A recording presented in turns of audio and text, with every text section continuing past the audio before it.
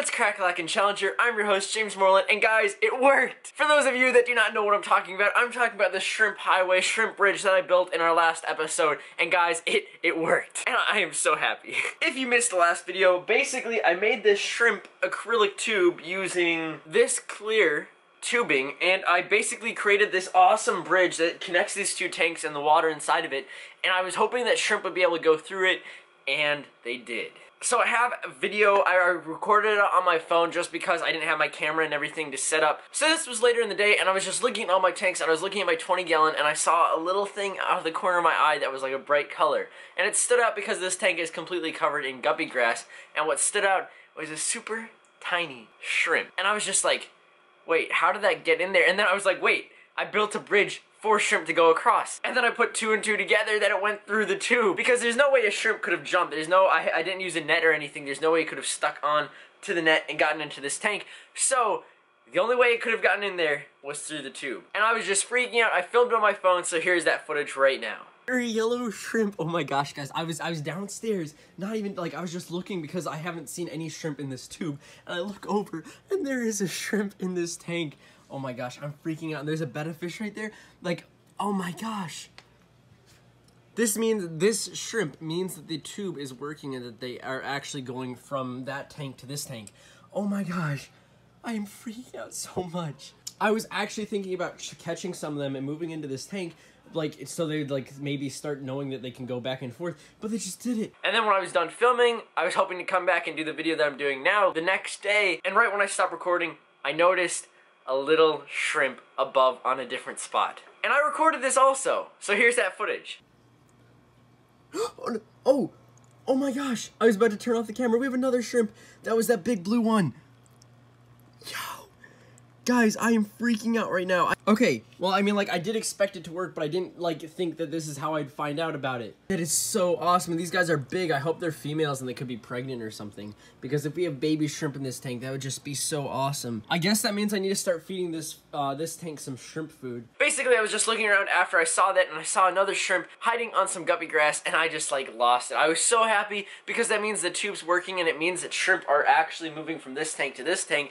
I guess they're migrating. It would be really awesome if some of them move to this tank when they're breeding, so that we'll have baby shrimp in this tank and also baby guppies, and we won't have to worry. And then their population can just move back to the tank, and they'll have more hiding spots in this tank. So it was really awesome. Quite a few people doubted that this would work, and that's why I'm making this video now, because it did work. And I have blue in my hair. I put some temporary dye in it.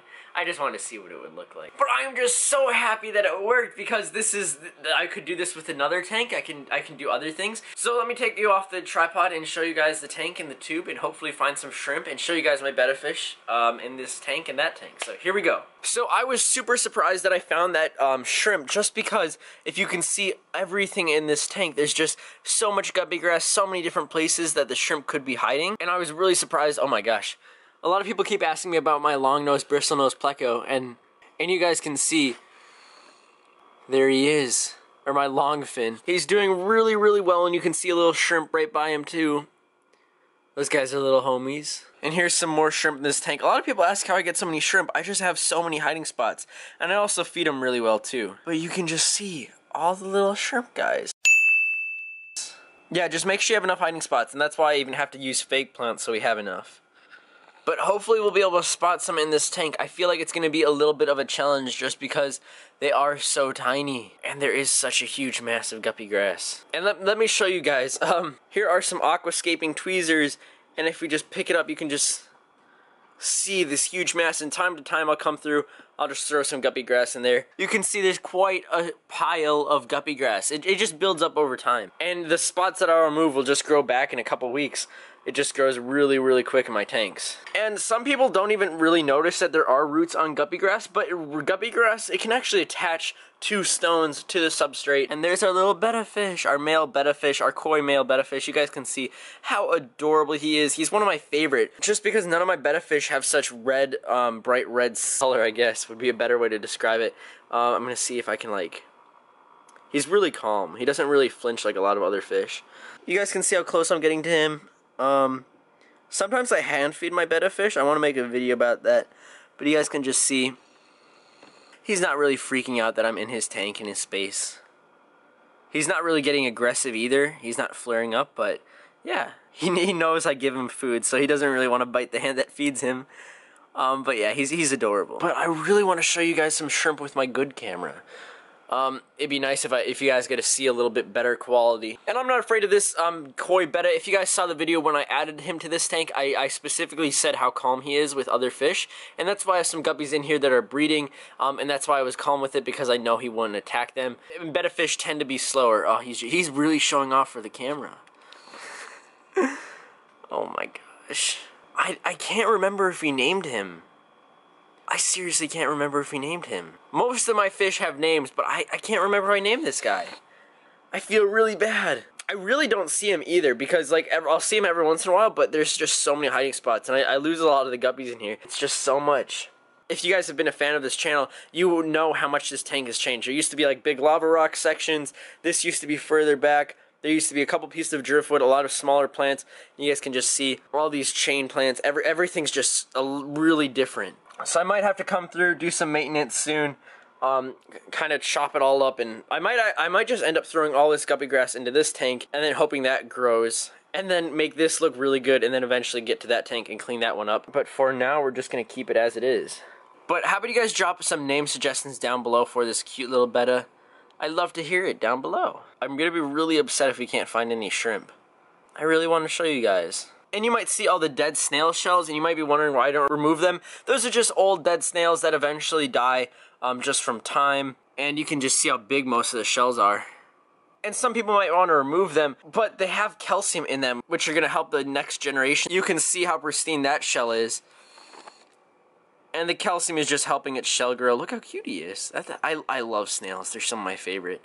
How pristine it is. Next to our betta fish. Oh, he's really showing off. He usually doesn't swim around me that much, but you can see he's just showing off for the camera. Oh, I see a guppy right there. Oh no, we might not be able to find a shrimp. But I think an easy way for them to get in, this tube is kind of resting on the wave maker, and it's easy for them to like land on there and then eventually get swimming up. I kind of want to set up a camera. Oh, snap. You guys can see a ramhorn snail that's found itself in there. I don't know if it's coming from this tank or that tank.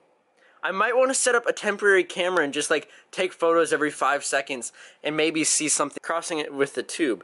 But you can see the little ramhorn snail. He's doing well. But yeah, it would be easy for them to go across. But we just have so many shrimp, it's really easy to find them in this tank. Like, just look at his eyes right there.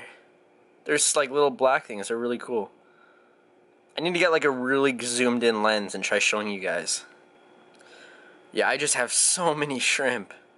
And guys, I'm going to be doing a video on my 150 and how and why all the plants died. It was a real shame, but gladly everything's doing all right now. The tank is a little bit warmer. That is because of the light, and also I put some tannins in here, which are going to help regulate. The discus are doing awesome. On my Instagram at challenge.thewild, I posted a photo of my 90. I'm actually considering moving my discus back into this tank.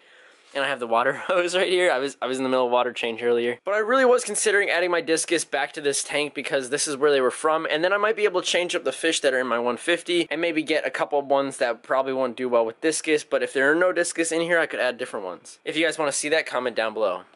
And then we have our pirate ships from so long ago. That feels like forever ago, but you can see them. They're protecting the tank. They're making sure they don't fall in. And I don't think I've ever really showed this, but I have another Lego set I put under there. It's a little guy. He's surrounded by fish and by treasure, but yeah.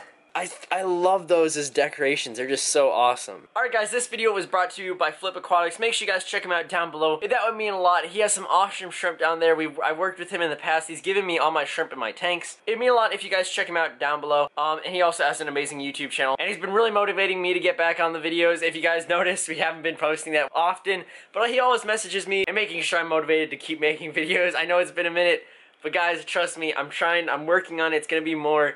I've just had so much writer block. It's been hard coming up with new ideas, and I just really want to show you guys that the tube is working, because I got a lot of comments that people saying like, why would they go in the tube, it won't work, and I guess I get to show you guys that it does work. Alright guys, I'm gonna catch you all on the flippity flop. See you all later. See you in the next video. Make sure to drop a like if you haven't already. I'll see you all later. Bye.